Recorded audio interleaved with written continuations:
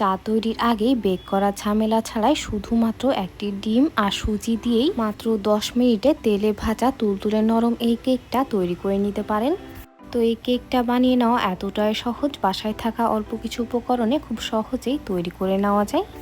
আর এইটা একবার বানিয়ে 15 দিন পর্যন্ত রেখে সংরক্ষণ করেও খেতে পারবেন। বাচ্চাদের টিফিনে অথবা ঝটপট মেহমানদারিতে এটা একটা বেস্ট স্ন্যাক্স রেসিপি হতে পারে। তো আশা করছি বরাবরের মতোই আজকের আমার এই সিম্পল এবং সহজ রেসিপিটাও আপনাদের অনেক ভালো লাগবে এবং উপকারে আসবে। আর ভালো লাগলে অবশ্যই একটি লাইক দিয়ে শেষ পর্যন্ত সাথে থাকবেন। তো আসসালামু আলাইকুম এভরিওয়ান, সবাইকে স্বাগতম জানাচ্ছি রেসিপিজ বাই স্নেহজ মম চ্যানেলে। আশা করছি সকলে অনেক ভালো আছেন এবং সুস্থ আছেন। সো আর কথা না বাড়িয়ে চলে যাচ্ছি এবারের মেকিং প্রসেসিংয়ে। আচ্ছা, তো এখানে এবার আমি একটি মিক্সিং বোল নিয়ে নিলাম। তো এবার আমি এখানে নিয়ে নিলাম রুমের স্বাভাবিক তাপমাত্রায় থাকা একটি ডিম। আর এইখানে কিন্তু অবশ্যই রুমের স্বাভাবিক তাপমাত্রায় থাকা ডিমটা ইউজ করতে হবে। ফ্রিজে থাকলে অবশ্যই 1 ঘন্টা আগে বের করে নেবেন। তো প্রায় 1/4 চা চামচ লবণ এবার আমি এখানে দিয়ে দিলাম। দেন ডিমটা এবার আমি একটি হ্যান্ডের সাহায্যে প্রায় 10 সেকেন্ডের মতো ভালো মতো ফেটিয়ে নিচ্ছি। আর এই কাজটা আপনারা চাইলে কাঁটা চামচ দিয়েও করে নিতে পারবেন। তো এটা এবার আমি অনেকটাই ভালো মতো ফেটিয়ে নিলাম।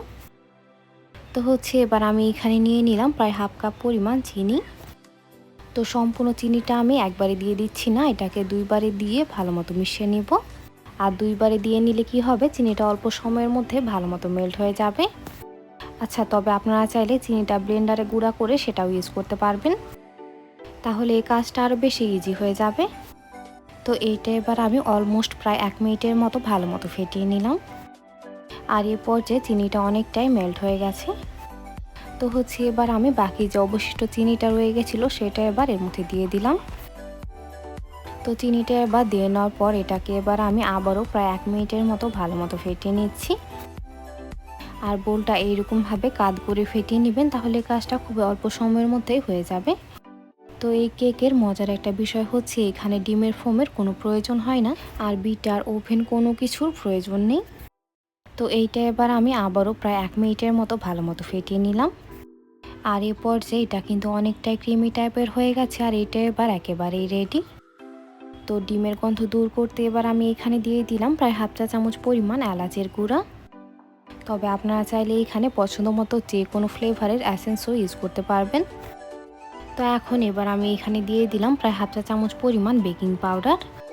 তবে বেকিং সোডা ইউজ করতে চাইলে 1/4 চা চামচ পরিমাণ দিলেই হবে।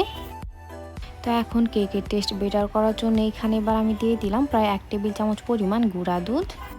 আর এটা অবশ্যই দিয়ে নেওয়ার চেষ্টা করবেন, তাহলে কেকটা খেতে অনেক বেশি মজা হবে। তো এবার আমি এখানে দিয়ে দিলাম প্রায় 1 টেবিল চামচ পরিমাণ সাদা তেল। তবে আপনারা চাইলে এখানে ঘি অথবা বাটার মেল্ট করে সেটাও ইউজ করতে পারবেন, তাহলে খাবারটা আরও বেশি হেলদি হবে। তবে না চাইলে আমার মতো তেল দিয়েও কাজ চালিয়ে নিতে পারেন, তাতেও কোনো সমস্যা নেই।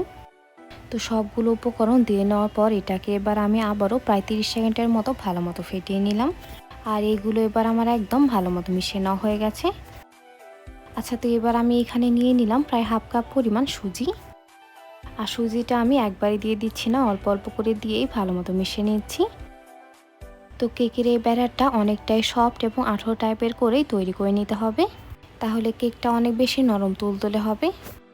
তো অবশিষ্ট সুজিটা এবার আমি আবারও দিয়ে এটাকে আবারও হ্যান্ডউইচের সাহায্যে ভালো মতো মিশিয়ে নিলাম। দেন এবার আমি এখানে নিয়ে নিলাম প্রায় 1/2 কাপ পরিমাণ ময়দা। আর ময়দাটাও আমি সেমভাবে করে অল্প অল্প করে দিয়েই ভালো মতো মিশিয়ে নিচ্ছি। আচ্ছা, আপনারা এখানে চাইলে শুধুমাত্র ময়দা বা সুজি যে কোনোটাই 1 কাপ পরিমাণ ইউজ করতে পারবেন, আর তাতেও কোনো সমস্যা হবে না। তবে এই ডোটা যেন একেবারে শক্ত না হয়ে যায় সে বিষয়ে খেয়াল রাখতে হবে, কারণ কেকের এই ডোটা হার্ড হয়ে গেলে কেকটাও কিন্তু সফট হবে না, একেবারে শক্ত হয়ে যাবে। তো ময়দাটা এবার আমি অল্প অল্প করে দিয়ে এটাকে একদম ভালো মতো মিশিয়ে নিচ্ছি। আর এরপর যে আপনারা চাইলে এই কাজটা হাতের সাহায্য করে নিতে পারেন, তাতেও কোনো সমস্যা নেই।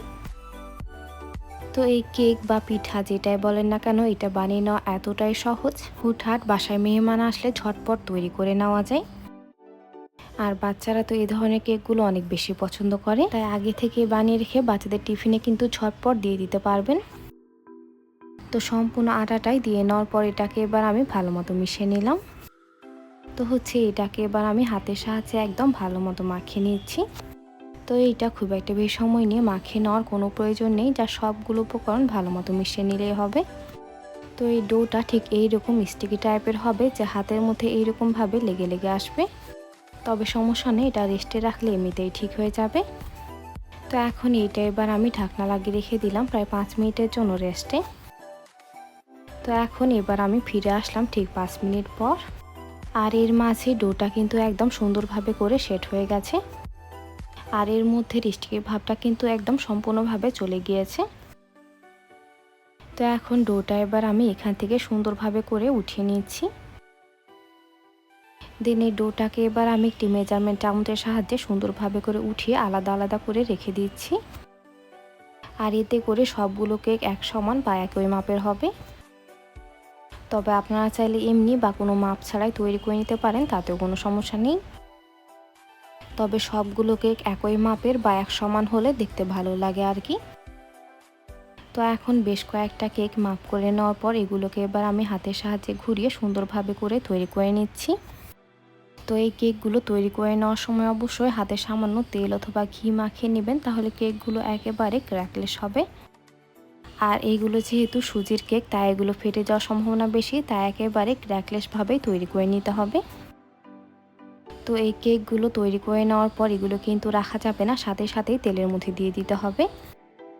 কারণ এগুলো বানিয়ে যেখানেই রাখেন না কেন এর শেপ কিন্তু নষ্ট হয়ে যাবে। তাই একটা একটা করে বানিয়ে অবশ্যই সাথে সাথেই তেলের মধ্যে দিয়ে দিতে হবে। তো হচ্ছে এবার আমি চুলায় একটি প্যানে পরিমাণ মতো তেল দিয়ে ভালো মতো গরম করে নিয়েছি। আর এ পর্যায়ে চুলার আঁচ কিন্তু একেবারেই লো মিডিয়াম হিটে আছে। আর আপনারা একটু ভালো মতো লক্ষ্য করবেন, কেকগুলো দিয়ে নেওয়ার পর এখানে কিন্তু সেরকম কোনো বাবলসে উঠছে না। তো তেলে ঠিক এরকম টেম্পারেচারে কেকগুলো দিয়ে নিতে হবে। তো এখন কেকগুলো এবার তেলের উপরে ভেসে উঠলে এগুলোকে এবার আমি একটি স্টিকের সাহায্যে নাড়িয়ে দিলাম। আর এইগুলোকে এবার আমি একেবারে লো মিডিয়াম হিটে ভালো মতো ভেজে নিচ্ছি।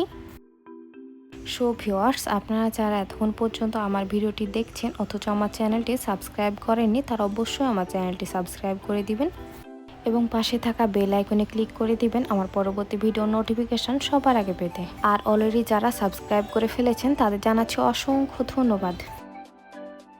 তো কেকগুলো এবার আমি প্রায় 5 মিনিটের মতো একেবারে লো মিডিয়াম হিটে ভালো মতো ভেজে নিয়েছি।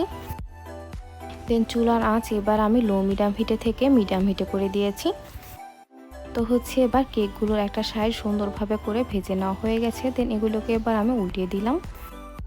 আর কেকগুলোতে মাশাআল্লাহ কিন্তু অনেক সুন্দর একটা কালারও এসেছে। তো আপনারা অবশ্যই চুলার আঁচ মিডিয়াম হিটে করে এগুলোকে ভালো মতো ভেজে নেবেন, নয়তো এগুলোর উপরে কালার চলে আসবে এবং ভিতর কিন্তু কাঁচাই থেকে যাবে। তাই একটু সময় নিয়ে কাজটা করে নেওয়ার চেষ্টা করবেন। তো কেকের এই সাইডটা এবার একদম ভালো মতো ভেজে নেওয়া হয়ে গেছে। তো এগুলোকে এবার আমি আবার উল্টিয়ে দিলাম। তো এখনই মাশাআল্লাহ কেকগুলো দেখতে যে কতটা ইয়ামি হয়েছে আশা করি আপনারা দেখে নিশ্চয়ই বুঝে নিয়েছেন।